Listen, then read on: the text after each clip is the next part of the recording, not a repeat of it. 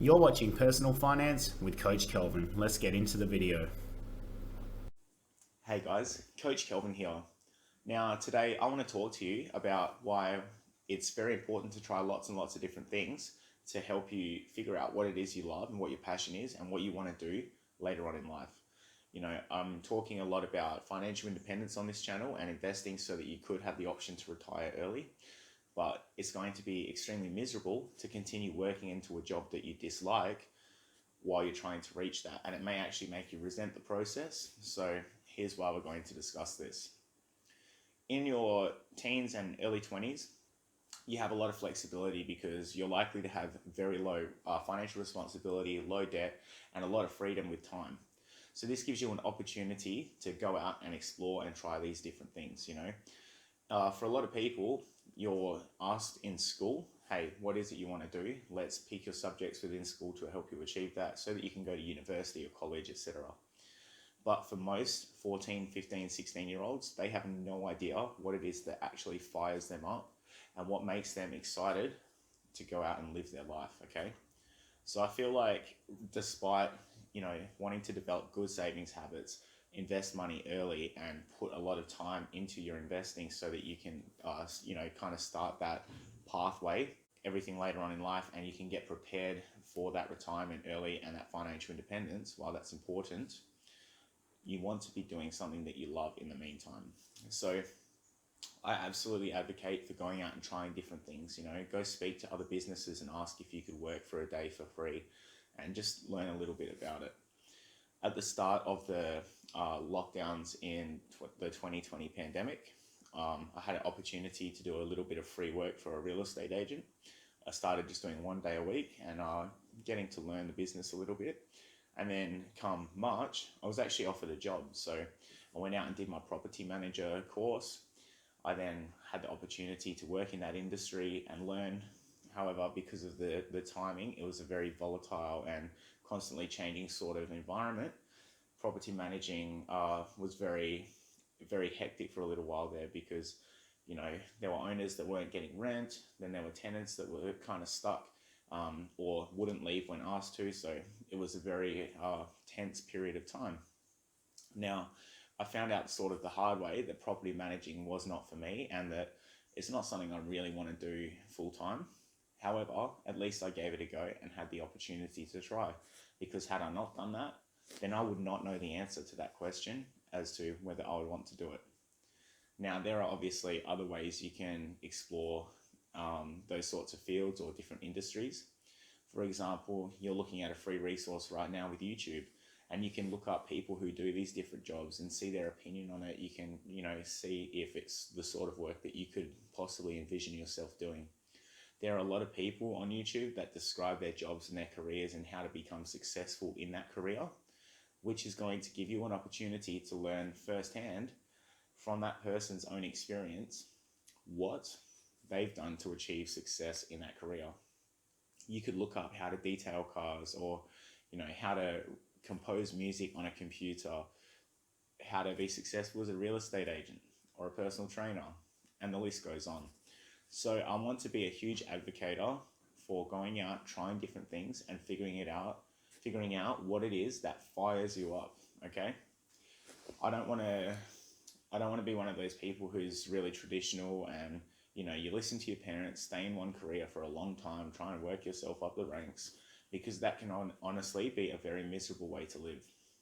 When I decided to leave my full-time transport job, take a step back and then put all of my time into personal training, my family wasn't so supportive of that because I don't think they believed my passion for what I was doing, and they were also very old school in the sense that they believed you're far better off to simply sit back, be a careers person, staying in one job for a very long time and not really worrying about what's on the other side of that fence, or if the grass is greener on the other side.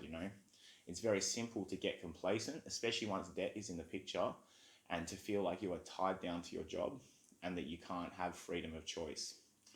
Now, when you're pursuing financial independence and you start developing a lot of savings and you've got cash to fall back on if things do go wrong, this gives you a lot of freedom. You have power when you're negotiating.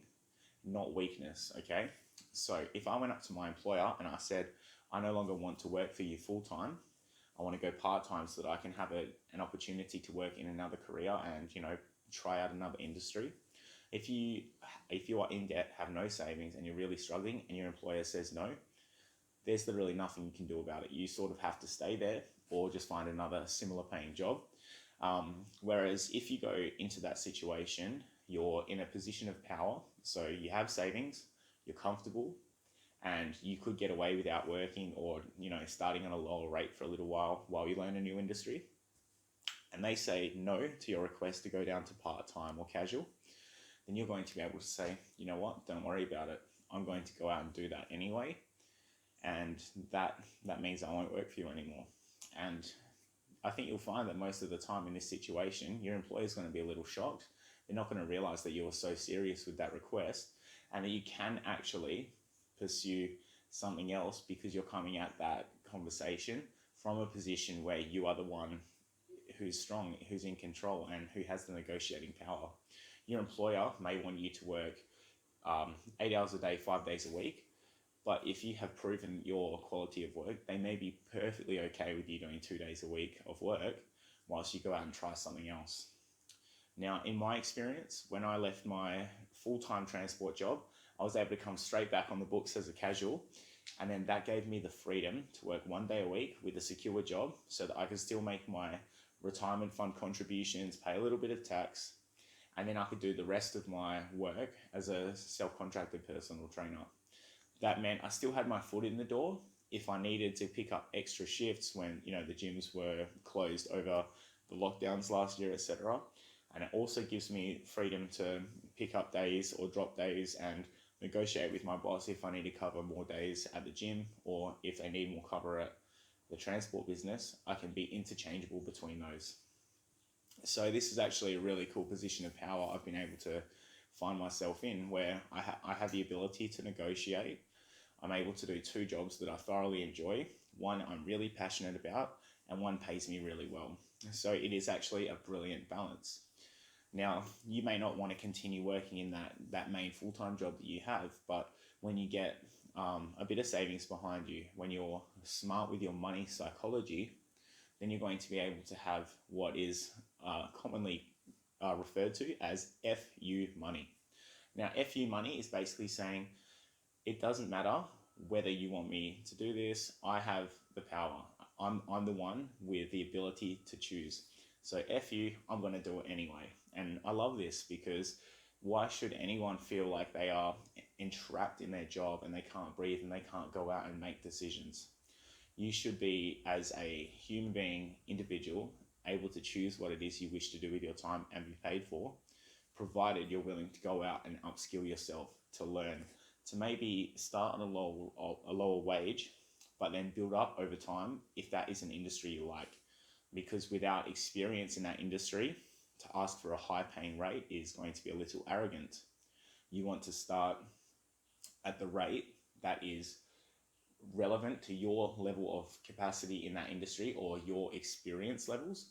And then as you become more experienced, as you get better at your job, that puts you in a position where you can negotiate a higher wage or a higher salary over time. I would like everyone to really consider this because, I'm sure there are many people who are out there making sandwiches at a little cafe or a Subway and they're not loving what they do. People who maybe work as a checkout person at the supermarket, whilst these jobs are necessary, I don't think these particular jobs really fire people up and give them that burning desire to succeed. So a good place to start when you're trying to figure out what job it is you want to do, especially on your route to fire, when you're trying to, create success for yourself. What is it you like to do with your free time? What are your hobbies? What would you do for free if you did not need to earn money to live? When you can answer these sorts of questions, that can kind of guide you down that path of what career or what job you may wish to do while pursuing fire. Like if you're a mad car enthusiast, you might actually just want to go and learn how to paint car bodies or, get into a mechanic sort of job. Now, cars are definitely not my thing, but for other people, it's all they talk about. They live and breathe cars. So I can imagine had those individuals gone and pursued a job in the automotive industry, they're probably going to be very excited to get up for work most days and love what they do. All right, guys, so I hope this gives you a little bit of insight. I hope this gets you fired up thinking about what it is you would like to do. If you did not need to earn money to live and you could just work for free, what would you do then? Because I guarantee the answer is probably vastly different to what it is you're doing now. And when you know the answers, comment below. Let me know what it is you'd love to do with your free time. Let's earn some FU money together. And guys, if you got any value from this video, please like, share, and subscribe. Leave a comment. And I look forward to seeing you in the next video.